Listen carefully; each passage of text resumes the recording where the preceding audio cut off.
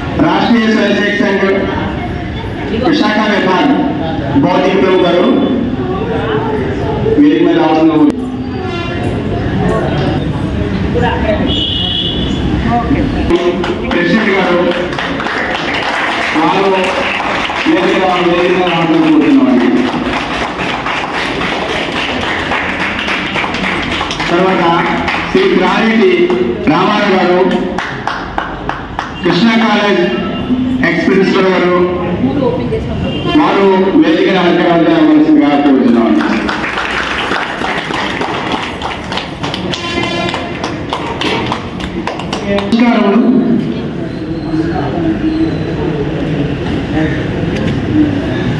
మొదట ఈ global human అనే సంస్థ ఎలా ప్రారంభించబడింది అన్నది, తర్వాత మాతృదేవోభవ అనే కార్యక్రమం ఏంటి, ఇది వీటి విషయాలు మనం ఈ లలితా సహస్రనామ పారాయణం అయిన తర్వాత మన సక్షం వాళ్ళు పిల్లలు ఆడుకోవడానికి, అదే పెద్దవాళ్ళ కోసమని డింబల్స్, చాలా రకాలు, వాలీబాల్, నెట్టు, బాలు, బ్యాటు, చాలా రకాలుగా చూస్తున్నారు కదా, ఇవన్నీ కూడా స్పాన్సర్ చేశారు. చాలా అంటే చాలా సంతోషం. థ్యాంక్ యూ అండి, thank you so much Saksham team. ఇలాగే చాలామందికి కూడా అక్కడ వైజాగ్లో అందజేశారు.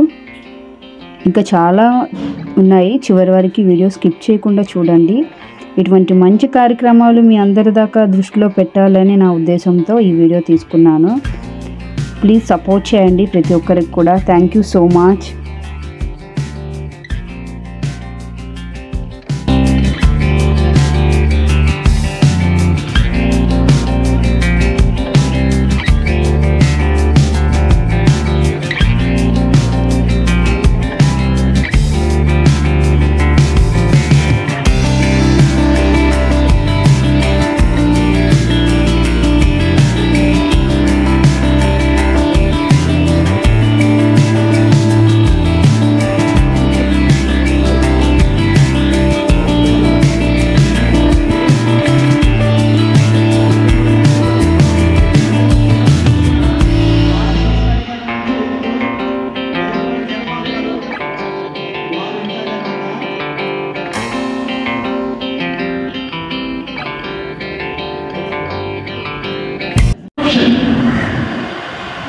కాంగ్రెస్ ప్రభుత్వం వచ్చేసరికి 10% ఉన్నాము, 90% వెళ్ళిపోయింది.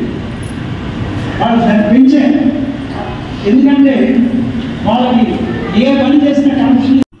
పిల్లల కోసం ఫుడ్ కూడా అరేంజ్ చేశారు, వాళ్ళ పేరెంట్స్కి కూడా ఫుడ్ అరేంజ్ చేశారు. చాలా అంటే చాలా రకాలు.